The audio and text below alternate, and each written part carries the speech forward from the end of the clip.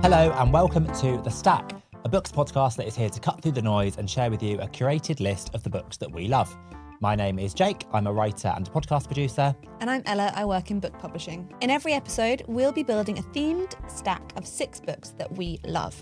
And this week, the theme is our Christmas gift guide. Which is very exciting. We are still a month away. As of today, we've got a month to go. We've been very apologetic, I'd say, in our prep for this. Like, we It do is know not it's not Christmas yet. However, I think we are moving into that time when people are starting to think about Christmas lists, starting to think about books they're going to buy. And, whether you're doing your Christmas shopping now or whether you do it all on the 22nd of December, you can just pop this list in your back pocket and it's there for you. Christmas is ready whenever. Ella made it very clear that we shouldn't wear Santa hats, which I did try. Ella, you were very good. No, I don't you were think people good. are ready. I think give I our was ready. pre-Christmas episode, no one except you was ready. Pre-Christmas episode, absolutely. Give me a mince pie, give me a Santa hat. This one is very much book shopping and Christmas shopping coded. We're not in Christmas. I can't be clear enough about that. So as a shopper, are you a lastminute.com? Are you doing your Christmas shopping in August? What is your vibe? I think my entire personality changed around the time, maybe I was like second year into working. And I'd been very scatty before. And now I'd say that I am very organised and I will start my Christmas shopping basically like September. I don't buy a lot. I buy for my parents, my sister, my niece and my husband. And that's basically it. I don't love the idea of like buying stuff for the sake of it because you feel like you have to get another present or you feel like you have to get somebody a present. So I think starting early and keeping your eye out is the way to avoid panic buying. I think panic buying is like cardinal sin of Christmas because it means that you buy people stuff that maybe you don't even think they want and then it just gets wasted and it's just stuff that doesn't need to be in the world. What about you? Yeah, I would say I'm like in the back of my head, maybe from September-ish being like, maybe that. Yeah. Maybe that. I will, for most people, most of the time, buy books. Yeah. I find it such a fun thing for me. I hope it's a fun thing for them. Books are pretty sustainable in the grand scheme of things. They are something that doesn't cost the earth and that can, like you say, feel really thoughtful and it doesn't ever feel like just Christmas stuff. I think every book has an author that has put so much thought and creativity and time into that. So I think books make great gifts. But before we do that, how's your week been? Yeah, good. I have finally been reading. Congrats! I've had the time. I've done some reading. So I previously read The Wedding People by Alison. I really want to read that. Espach. It's really good. And then I went back and read Notes on Your Sudden Disappearance. Is that same author? Same author. And I think similar to Caroline Donahue, similar to David Nichols, third book has hit. Third I think book's the third book charm. is the first one that was published in the UK. Yeah. And then they've now gone back based on its success and published the other 2. So our main character, Sally, has an older sister called Kathy, and they're both obsessed with this boy from their school. And then the older sister, Kathy, starts to date him. And then there's a tragic accident where Kathy dies. And the book is narrated by Sally and talking to her sister, initially when she is alive and then when she's died. And it's really beautiful. It's Lovely Bones-esque. It's really touching. It's really moving. Quite dark. It's dark in the way that something bad has happened and no one will recover from that bad thing happening. But there are some glimmers of life carries on and what that means for life to carry on, what forgiveness is. And is it one, do you think, if you liked The Wedding People, you would like this? Yeah, very much in the same family. Okay. But different enough that it doesn't feel like more of the same. It feels like she's doing something unique with each book. I think there's a lot of people who will want to read that. What I have been up to is I got my colours done. Oh, Ella. Are we familiar with the Let me concept reshuffle in the chair. familiar with the concept of getting one's colours done? More than familiar in that I have been thinking about this for years. I talk about it all the time. I would love to get it done. Delighted to bring you this first-hand experience. Huge context for the wider listeners. I am colourblind. He's colourblind. So of all the people who should get their colours done, and I'm now feeling very self-conscious by my outfit. You look normal. You look normal, the best we can hope for. I need to get my colours done. I really want to do it. Okay, I will come back to that. I will say, so the idea is that so I went to see someone in Sheffield and she kind of draped, she was fabulous. I loved her. What a fun job. She's a really fun job. She just draped different coloured fabrics on me. But what was interesting is I could see immediately. So she did a silver and a gold back to back. And the silver, I looked dead. It honestly was so bad. And then the gold warms me up. And I'm drawn to gold anyway. most of my jewellery is gold. I'm drawn to gold. We're the You're same. probably warm. And then you get put into, much like for listeners of last episode, the menstrual cycle. You get put into seasons. So you're a spring, you're a winter, autumn, or the other one. And I thought I'd be an autumn, and I was. But also I was an autumn, so then you get a swatch book to take away. And she also crossed out some of the ones within that palette that she was like, you're an autumn, but you can't wear blue. Okay. Blue's not for me. So what's in autumn? This red. So if you're thinking on YouTube that I'm really glowing, then you're right. Lots of browns, reds and oranges, a couple of like plum colours, lots of greens, like forest green, nothing pastel. Interesting. No blue for me. There's a couple of blues in autumn, but not for me. Nothing really bright either. Like, I mean, this red is bright, but your fuchsias, turquoise, none of that. And there was no, you're probably just like, I've never seen these colours before in my life. I've seen LOA clothes, but couldn't tell you the colour. And then I went shopping soon after, and I hate shopping, and that's why I got my colours done. I just really do not like the experience of trying to find clothes that look good and that fit, and then it's harder, it's overwhelming in the shop, but it's harder online, and I just find the whole thing quite stressful. Yeah. And I loved it. My worry for you is that they give you a swatch book, and then you have to match the swatches to clothes. Do you think you could do that? No. Okay. In a word, no. And I think what I need is someone to do my colours and then a personal stylist. Yeah, which you could do. I could do it. Great expense, I imagine. It would be great expense. Look, Christmas is coming. Let's see what happens. And I'd also say I do think it would make a great Christmas present, someone getting their colours done. And I know that some of my friends listen to this pod. Jake would love his colours done and also a personal shopper. And we could go together. You could go together. It's a day out. Day out. For those who aren't going to get you that, do you have things on your list for Christmas that you would like? We were talking about Christmas shopping, and I feel like in the run-up, I'll pop into the bookshop, have a think, like when I'm in, what I'm going to buy for people. Can't be helped but be swayed by things that I want for me, things that are on my Christmas list, things I might buy myself. Do you want to hear what I've been seeing in the shop? I would love to hear what you've been seeing in the shop. I really want the Miranda book.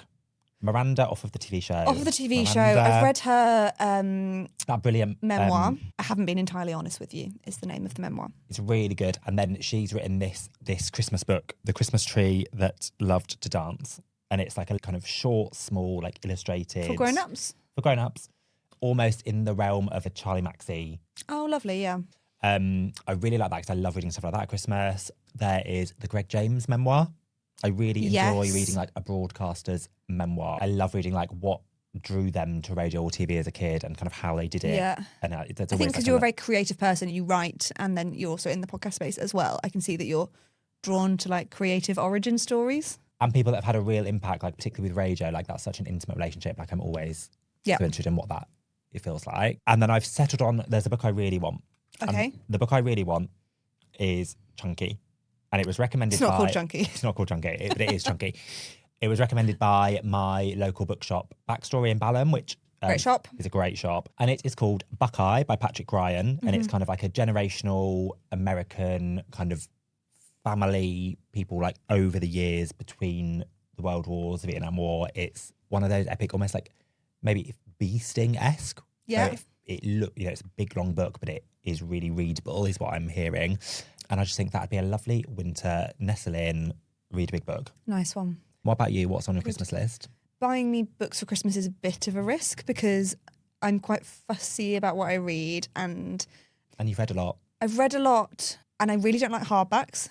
Yeah. As a reading experience. They're too pointy, they're too heavy. Then if I've read a lot, but you're trying to get me something new that I haven't read, and then it's quite often in hardback, so I think can be quite tricky to buy for.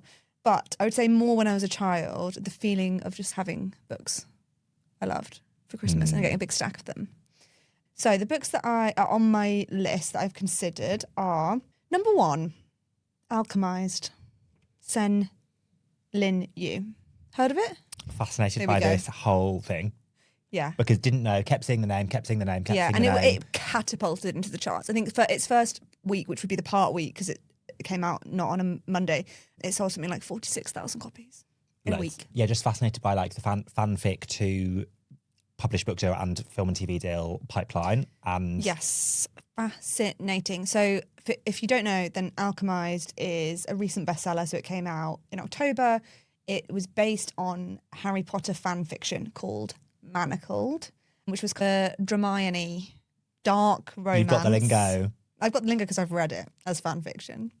And now she has reimagined it, completely fleshed out the world building, the magic systems, the characters, and moved it away from the world of Harry Potter so that she can release it as its own thing. I'm really interested in it. Like you say, I'm so interested, having read the fan fiction, to see how she's changed it and what kind of, whether there are any bits I would recognise. But I also, it's a hardback and it's over 1,000 pages. And Wow. It's so long, and I do object to that. One that I would really love to read, but again, it's in hardback and that really puts me off, is The Raven Scholar, Antonia Hodgson. So I think it's historical fiction, but maybe has some magic in there as well. I've just seen so many good reviews. It's in Waterstone's Books of the Year, and I'm really interested in it, but I'd love to read it in trade paperback. My favourite format. Is there a way to get into the airport without catching a flight? That has been my question for a long time. Sometimes Smiths Travel take them in the train stations as well. Yeah. So it could be I wonder if they put it at St Pancras. If anyone can get me a Raven Scholar trade paperback, I'd read that. And the one I'm landing on is The Safekeep, Yael van der Wouden. Have you read? I read that for a book club that I'm in, the Boys Book Club.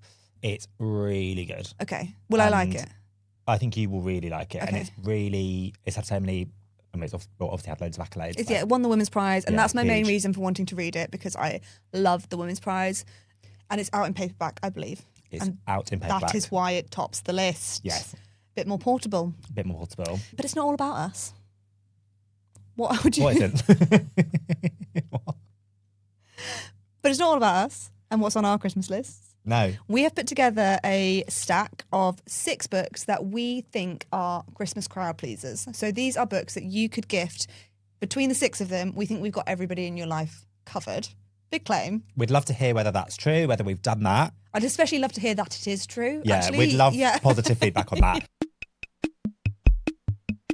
I'm starting with a really big hitter. Go on. So, have you heard of the Poetry Pharmacy? I have from you. From me, sure. And that's clear. I talk about it a lot. I think you could feasibly do a huge chunk of your Christmas shopping with the Poetry Pharmacy. If I was doing Secret Santa this year, this would be my first port of call, because they do everything from like big gift packs to stocking fillers and like gifts under £15. And so they started as a vintage ambulance that would pop up at festivals, like book festivals. It was called the Emergency Poet. So they sell themed gift sets and collections of poetry for comfort or joy or love. And so that's a great gift in itself. They also sell, which I think is so fun, they're little pill bottles that say like comfort or love. And then inside each pill casing, there's a little poetry extract. How lovely. Bit of fun. That's really fun. Really bit of fun. And I think that'd be such a good stocking filler, or like small gift for a friend. And if love, comfort, joy is too wholesome for the particular friend or family member that you are gifting for, they also have a section called the Poison Cabinet, I think it's called, which is all very like gothic and like Shakespearean curses and very kind of dark aesthetic. So I think you could find something for anybody there. That is my first rec. That sounds lovely. Have you bought that for people before? That feels like a real... No, it's just like come into my life recently.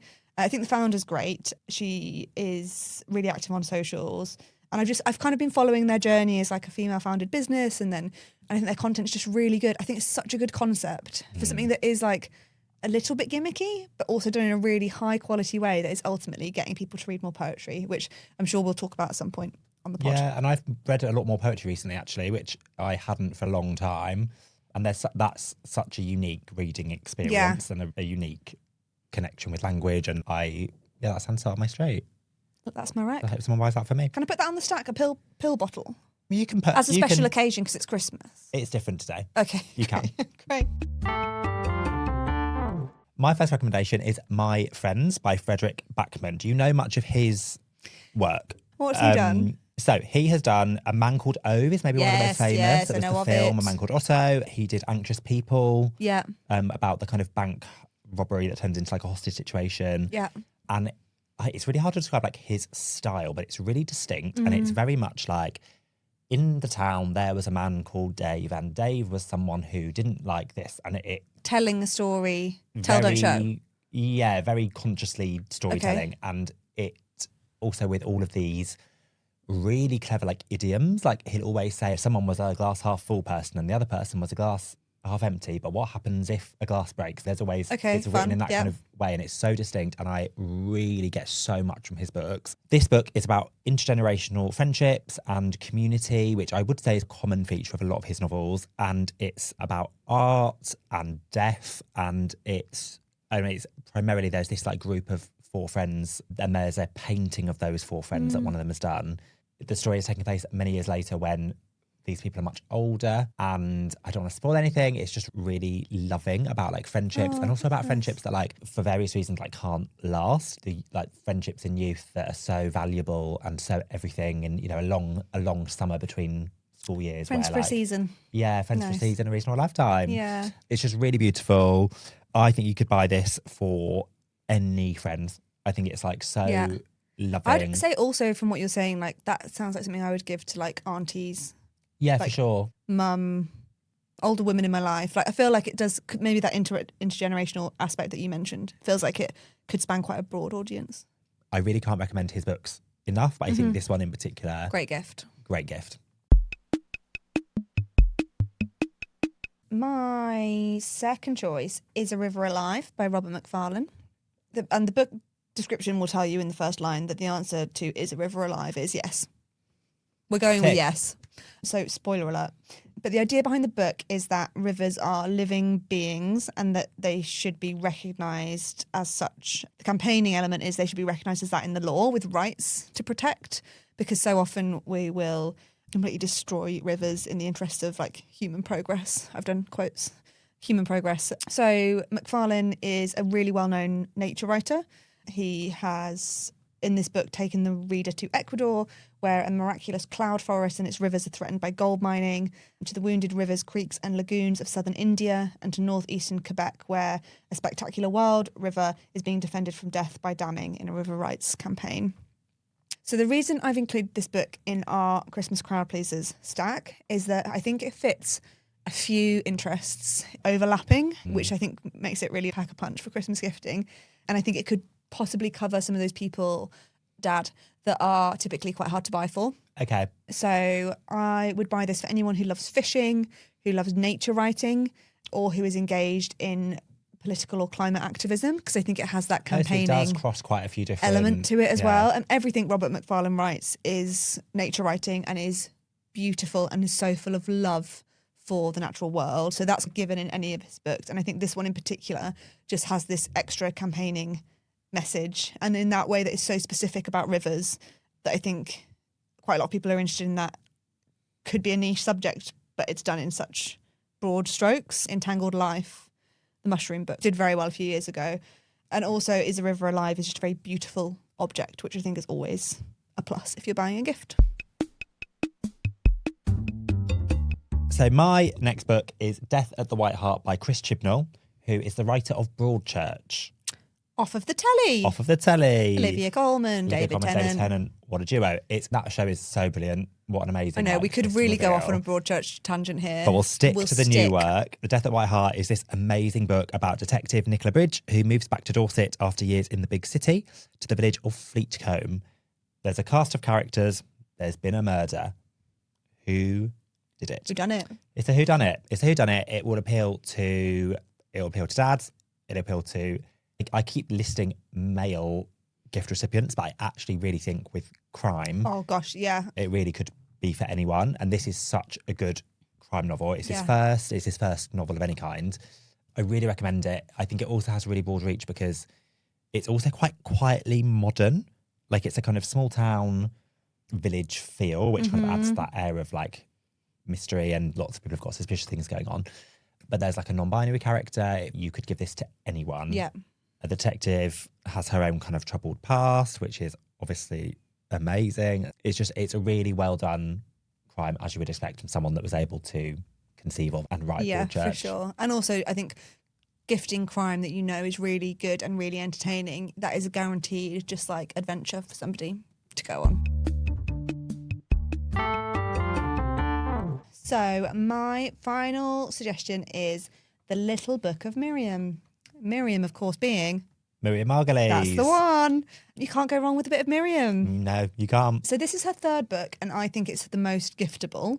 It is an alphabet of anecdotes. And I think what I enjoy most about spending time with Miriam is her stories. She's just, you can tell from the like clips that are shared on social, when she goes on talk shows, she has got a story for every letter of the alphabet 5 times over, and she's picked the best ones. And she's so listenable. She's Like, so you could hear her listenable. talk She's about so anything. fun. Yeah. I think because she's 84, so she's had a life. She's got so many experiences that she can talk about.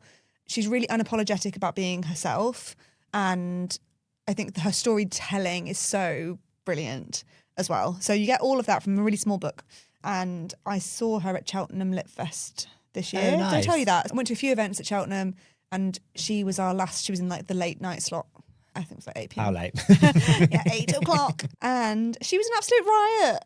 She's so fun. I think I expected that maybe she played things up for the cameras a little bit. And actually, no, that is just her.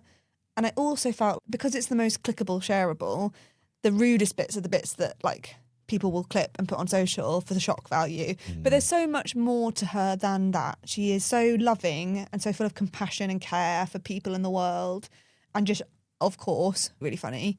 So, yeah, I absolutely loved watching her. I think her stories are amazing. I think the book, I think you need to have some awareness of and fondness of Miriam to receive this book as a gift. But I would say that is a lot of people. I think what's great about her is that she does seem to be popular very cross-generationally. So I think this is another nice stocking filler. And are the stories, are they all about her life as an actor, or are they about her personal life? What's the mix? Mixed. So she talks about, I think A is for Arnie, Z is for Zoom, and each one of those has a story around maybe the celebrity world, but then also her relationship with technology. And she has this kind of campaigning idea that there should be some scheme where young people go to old people's homes and help them connect with technology, because if they can't use technology, then they're cut off from the world. She does obviously have some rude stories in there, but they are, I do think there's a mix of shocking and quite lewd, and then personal and empathetic, and it's a really dip in and out of boy. I think that's what I like. You could just pick it up and open a random page, or you could read an entry like for 26 days. Or I think that's something that is very nice about it, very accessible. And that's lovely at Christmas as well. It's like, sometimes you get given a book and it's, I want to sit and read this book, but I'm not a child anymore. I'm a 30-something-year-old man. Keep the mystery. And I don't tell them. And I need to be part of Christmas. So I actually can't go to my room and read. You can only do dipping in. But dipping in is really lovely to get started on the Christmas reading. My last book is The Romantic Tragedies of a Drama King, which is by Harry Trevaldwyn, which he is, you might have seen him online. Is he an actor or writer or actor, an writer, or everything? performer, kind of everything. But I think has come up through social in early COVID. And he's written his first book, and it's I didn't read this for a while because I wasn't sure whether it was for me. I wasn't sure whether it was YA, but I think it's YA crossover. So glad I read it because it's so funny, and I don't think it's hyperbole to say the funniest book I've ever read. Wow. It's absolutely like big laughs.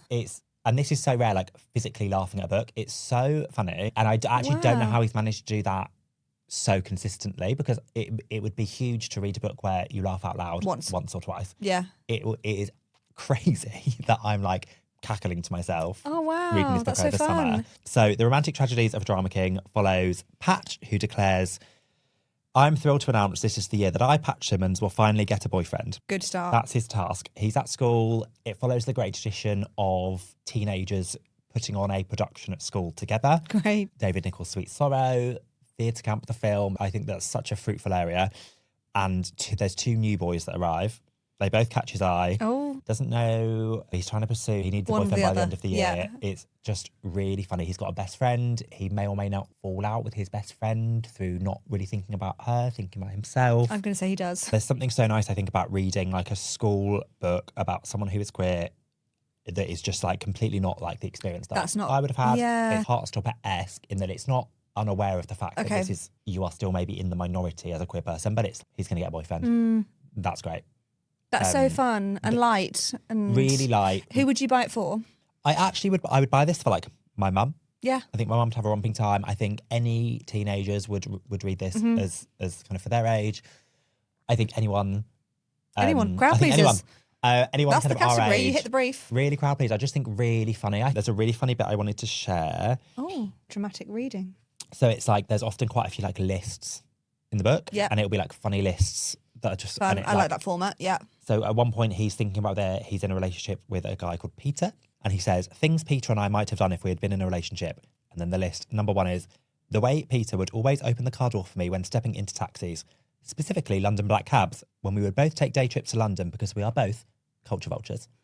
So it's kind of Great. like a knowing wink at like the being a bit of a precocious Yeah. theatrical child. And I feel so warm towards that precocious theatrical child. Yeah, and kind of like loves their mum, but is also like really embarrassed by their mum, and like Yeah, it's like that mix of like, I'm ready to be independent, but like, don't leave not quite. me. Yeah. It really captures that so well, and some really funny like theatre jokes about like for anyone that kind of did like theatre at school or uni, Yeah. like zip zap boing, and like Yeah. the kind of I didn't do any of those things at uni and I still know what zip zap boing is. the kind of like intense like bonding of like Yeah. hormones, puberty, Team putting on building the stuff. pressure of a show together, like Great. just fantastic. Really fun. Builds towards the prom. Great. Oh, I'm finished with the prom. Love. Put it on the stack. So that's it, I think, isn't it? That's it for our Christmas gift guide. Christmas gift guide over. Do we think that is covered, everybody? I think that's covered everyone. I think Yeah. if anyone wants children's or like picture book recommendations, we can always do those. We can as totally well. do that. And I would Shout out say, online. while we've got that on theme, there, not to bring the mood down, but there is a reading crisis in the UK. People aren't reading as much as they used to, and then their kind of chances in life are lesser because of that. And buying books as gifts for children specifically is one of the most impactful things that you can do to combat the reading crisis. Buying books as gifts for children is really important, and just remember, if you have the chance to buy from a bookshop, particularly an independent bookshop, then it really does make their year, and we need indies. So a final recommendation, I suppose. And Christmas is a lovely time to shop at your indie, like to kind of shop get, local. You can get them to order stuff in for you. You can make it a nice day where you're going, having a coffee or a wine in a lot of bookshops. Yeah, you don't need our recommendations, actually. Just go into your local indie and they'll provide you with loads. But I would say we have our shelf help section, which we haven't done today because we've gone hard We've given more than enough advice. We've given a lot. But if you have a specific buying need that we haven't covered, or you just want a book for yourself, or you are stuck on something, then please do send us a message to the Stack at the Stack Podcast on Instagram or TikTok, or drop us a comment on the YouTube. Thank you for listening to The Stack. You can find details of all the books we've talked about in the episode description, and please do comment, share, subscribe. It's all very helpful. And you can find us at The Stack Podcast on TikTok and Instagram. If you've enjoyed the episode, please consider leaving us a review. It's the best way to support the show. And if you don't, Christmas is cancelled? Yeah. That seems fair. That seems pretty doable. But either way, we will see you in 2 weeks where we will be talking about weird little books.